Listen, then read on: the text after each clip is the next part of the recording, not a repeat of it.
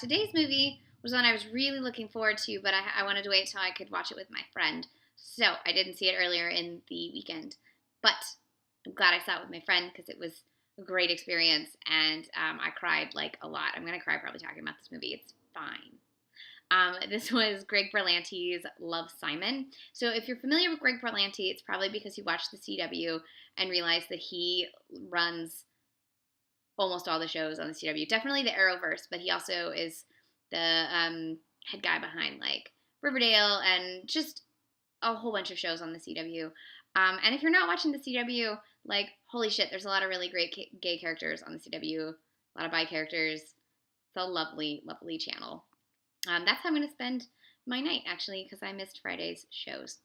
So this was Love, Simon. It's based on a novel called Simon versus the Homo Sapiens Agenda by Becky Albertalli. She has 2 other books in the series, and I'm going to talk a little bit about that at the end of this review. There will be spoilers. There will be spoilers. I'll tag that in the title. The main character, Simon, is played by Nick Robinson, who was really great in Everything last year, which was, I guess, the last teen movie I went and saw. I quite enjoyed that one as well. And this is set in a suburb of Atlanta, so it's here in Atlanta. It was really nice to see like dancing goats and see it with an Atlanta crowd and everyone going woo-woo at various Atlanta places. And there's including a scene where there's him at a university, and it's Oglethorpe, which a coworker of mine has a connection there, so it was like really nice to see all these local places represented, and also kind of explains why this character finds a very supportive place in which to come out.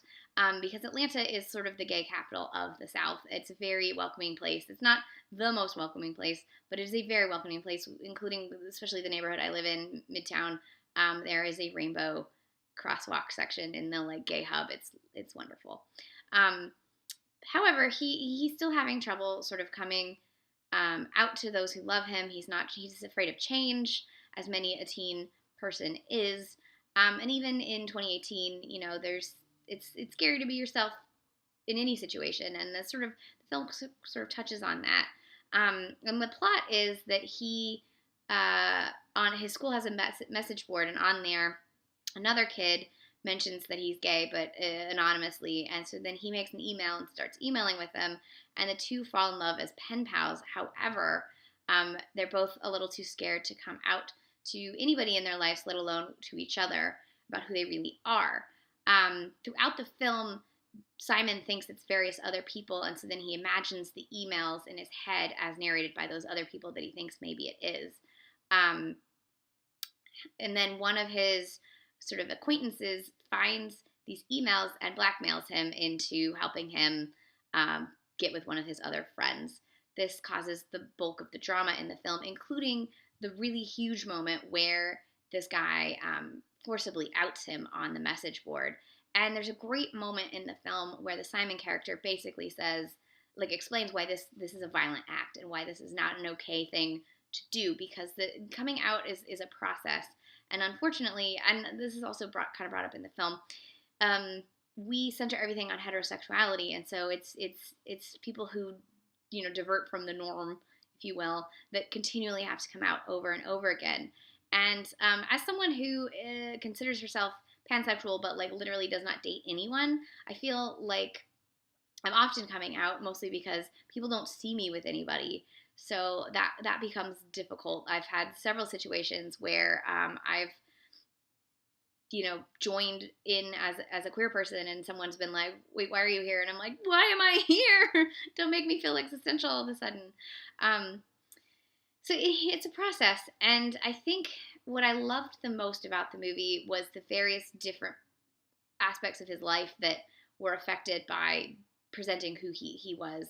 And there's moments in the actor's performance where you can see him really wanting to like open up and then just shutting himself down. And I remember having a lot of that as a teen, and it's hard, and I think it captured that really well. You can feel safe among people and still not feel comfortable. That's a very strange, conflicting feeling, and I think it's presented really well in this film. There's also two moments with the parents that I really like, and like more spoilers. One is with the mother when she's talking to him about how she noticed this change in him when he started to have a secret, but she didn't want to pry and she didn't know how to talk to him. And then she reminds him when he came out to her that he said, "I'm still me." And she's like, "I want you to hear that. You're still you, and whoever you were, you always are." And it's sort of simple and kind of a platitude, but at the same time, it's a lovely thing to hear, and it's a lovely thing to see being said. And then there's a moment with the father character played by Josh Duhamel where he like is sobbing, and it's lovely. I love man tears. I really do. Not like, go cry male tears, but like actual like men being emotional and crying. I love that. I have a whole hashtag on my Tumblr. And earlier in the film, he made a couple of really kind of what are they called? Had a term I was gonna use. Damn it. Like there there is an actual phrase. I'm forgetting the phrase. Oh my god.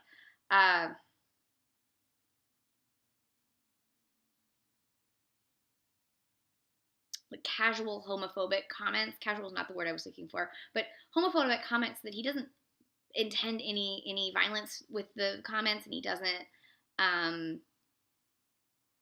intend to be homophobic, yet he is being homophobic, and he realizes that he asks Simon when he was first realizing that he was gay, and it's been 4 years, and he's like, oh, and you can see him sort of going through his head, thinking about all the things he said in those 4 years that were really not okay, and how he didn't think it was a big deal because there were no gay people around him, except he didn't realize that there were gay people around him the whole time, but also realizing that it was never okay. And to have a film basically call out casual homophobia and saying, like, it's never okay is kind of wonderful, especially when you realize how many theaters this opened in. So there were just so many moments that I was thinking when I was like a kid, and I went to see every movie. I saw every movie in my hometown. And my hometown is fucking 2,800 people. We had one movie theater. It got one movie for 3 days, and the movie was usually 6 weeks late, 6 to 8 weeks late. And I saw everything. So I saw like all the teen movies. I saw all the wide release films. Any movie that managed to make it out to Podunk, Monoc County, like, is a huge movie. And I saw everything, and there were never. I love teen movies, but I never felt like I saw anything that felt like me. It never felt like I saw anything that reminded me of how I felt as a teenager. And this movie really made me feel it, and that's why I cried so many times. Where I was like, oh God, I like feel this, and so this is a teen movie made for teenagers today, and maybe there's a lot of teenagers today that are way more open and out, and I think social media has really helped people connect, which is sort of the email thing in this, to a community that if I, growing up, there was no community, there was no internet. I mean, there was an internet, but it was really slow and shitty in my hometown, and I mostly used it to talk about movies because that's all I know. That's all I knew when I was a kid, and I think having the internet has helped people, but I think there are lots of people my generation that and older that wished we'd had like this kind of teen movie sort of really became what it is in the 80s. And so there's two whole generations of grown queer people who didn't have this kind of teen movie. And so, yeah, it's great for the teens growing up now, but it's also great for us to go back and watch it and feel like we should have always had this, but it's good to have it now. I don't know. I loved it. I think it's not groundbreaking in any form other than it is a generic teen movie, a well done generic teen movie, like a canonical teen movie centering gayness, and I really liked that. It also has really great lessons about integrity and friendships and being true to who you are, no matter who you are. That I really loved. I have two more things I want to say before I run out of time on this thing. One of the teachers in it is played by Natasha Rothwell. She is Kelly on Insecure, and she is so good in this movie. Every time she showed up, I was very excited. There's also some great things with Tony Hale, Love seeing Tony Hale. And lastly, and I think they did this just for me, there's a really shitty teen performance of Cabaret. It is delightful. I love Cabaret so much. It is my favorite musical.